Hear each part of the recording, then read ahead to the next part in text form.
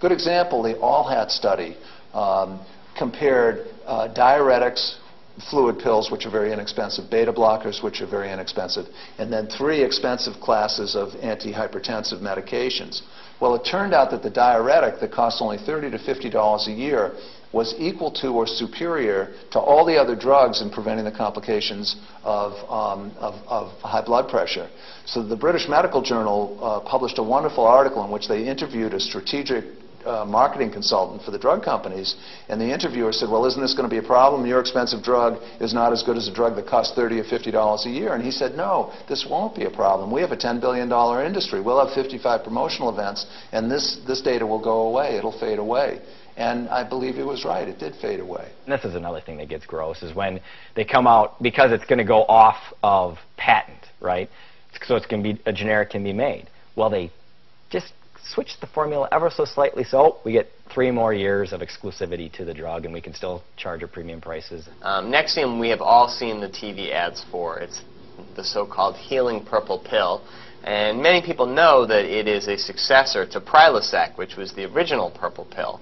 The main difference between Nexium and Prilosec is the yellow stripes they added to Nexium and the price. Now, Nexium is 7 times more expensive than Prilosec. The piece of information that AstraZeneca is not too anxious to publicize is that there is basically little or no medical difference between those 2 drugs. Basically, Nexium is a chemical mirror of the active ingredient of Prilosec.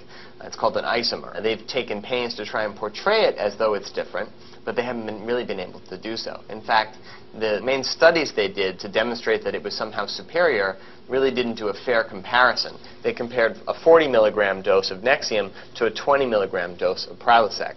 And even when they did that, the differences were really marginal at best, and in one of their studies, no difference at all.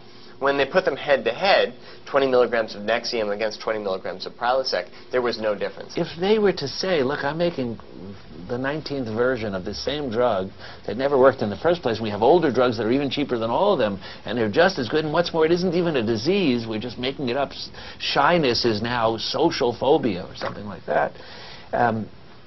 If they were to say that this is really just about making money, they wouldn't make a lot of money.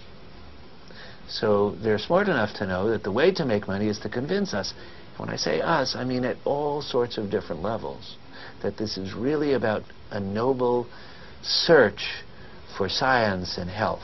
Objective, cutting-edge science coming out of the top universities in this nation is often marketing dressed up as science. You know, you can put lipstick on a pig, but it's still marketing. Supposedly, the web opens up medical information so people can do their own research. But studies show that about 80% of the material that people find on the web about medical care is commercially motivated, whether or not it's identifiable as such. And there are a number of groups on the internet that look like these bona fide, disinterested patient groups that would only want the best thing that's right for them. And you come to find out that they're 100% funded by a drug company. Unfortunately, the FDA currently only requires, when you are seeking to have a new drug approved, that you show that that drug is better than a placebo. In other words, that the drug is better than nothing. That's really not very useful information for the doctor. They don't require that drugs be compared to each other. And that's a huge gap in our medical system. And other countries do require the drugs show that they're an improvement over what already exists, and do research to show how they stack up against each other.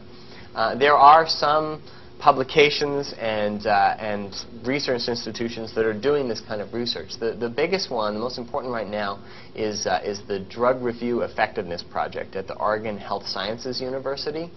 And this basically is a meta-analysis where they collect all the different studies comparing drugs within a class to each other, and they make conclusions about how they stack up and which ones are really the most effective. Now, for consumers, much of that research gets distilled on a website done by Consumer Reports. It's called Best Buy Drugs.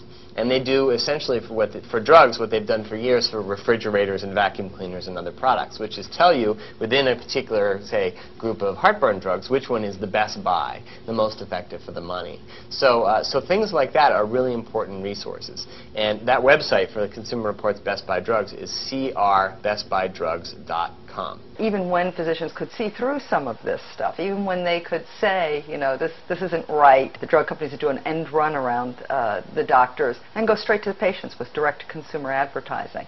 And patients would start demanding these drugs. And what they found was, I mean, a study clearly showed that when patients ask for a drug, doctors will often yield to that request, even when they know that's not always the best choice. I had been in practice for 20 years. I closed my practice 10 years before, so all the patients in my practice I had been working with in a small town for at least 10 years. There were many of my own patients that I could not convince that these drugs weren't better. They would come in asking for Vioxx and Celebrex, and I would say, look, I know as much about this as anyone in the country who's not working in the drug companies, and these are not better drugs. And my patients would say, well, I saw them advertised, or even more emphatically, my friend had them prescribed by a specialist, implying you're just a family doctor. And many people said, if you don't prescribe them for me, I'll go to another doctor who will. And I could not convince people that I was looking at the original research and that it showed that the drugs were more dangerous. The reason 20 million people took Vioxx and similar millions took Celebrex was because of the advertising. It's because consumers saw Dorothy Hamill skating around on their televisions in those Vioxx ads we've all seen that so many people took Vioxx. So that's a perfect example of how drug advertising totally skewed what drugs people took and how much they paid. Because Vioxx was many, many more times more expensive than a bottle of ibuprofen, which for most people would have been just as effective, and not only would they not have paid more, they wouldn't have been at heightened risk for heart attacks. If there's anything in American or Western society that sort of dominates our cultural life, it's advertising. Advertising costs millions of dollars for the Super Bowl, for a minute. And the reason it does is because it works. Because by spending a few $1 million on advertising, you make billions of dollars. And the drug industry is very good at advertising. The ads are so beautifully designed to create an emotional connection and a sense of needing these drugs that they really capture a lot of people's interest. God, you can name all these drugs nowadays. You would never, 10 years ago, you couldn't name, unless you were prescribed that prescription, you could not name a drug. And now you could name 10 off the top of your head. Isn't that crazy? There is evidence that the best advertised drugs to consumers are the best sellers. No surprise. So drug advertising is really skewing the market and how much we pay. It's not going to go away. I think that's very unlikely, but it needs to be much more strictly regulated.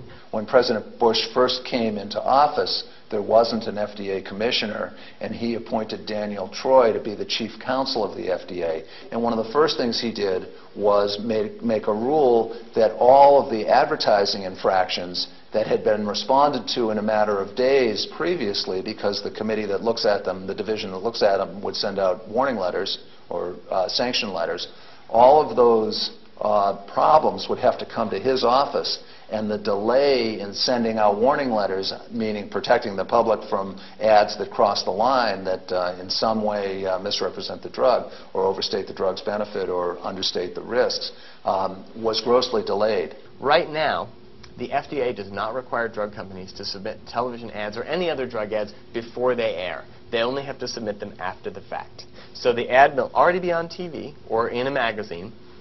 And the FDA, if it eventually gets around to doing something about an ad it considers deceptive, may be too late. Representative Henry Waxman has done studies about how long it takes the FDA to act on deceptive advertising, and there are very lengthy delays. Usually 4 to 6 months, I think, is the average. By 4 to 6 months, many of these ads have stopped running. The damage is done. The expression is closing the barn door after the horse is gone. Well, the FDA is, at best, shutting the barn door halfway after the horse is long gone.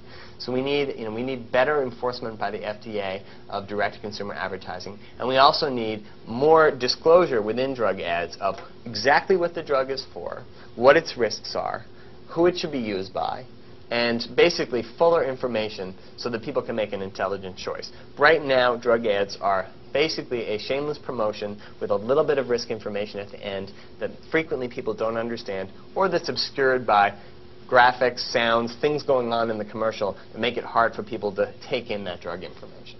I think it's really short-sighted to think that this is a matter of bad drug companies or bad people pulling things over on us. They're doing what they're supposed to do. If we want it to be different, we have to insist on it. And the ways in which we insist on it is multi-pronged, but it includes our government. Of course it does. Right now, our government is not terribly interested in making any reforms that would be useful because they're very beholden to the drug companies. If we want to change that, we have to make them beholden to us. We have to have the clout and the influence and the organization to make it that they can't blithely go along making the FDA be something that has been widely and famously called a servant of the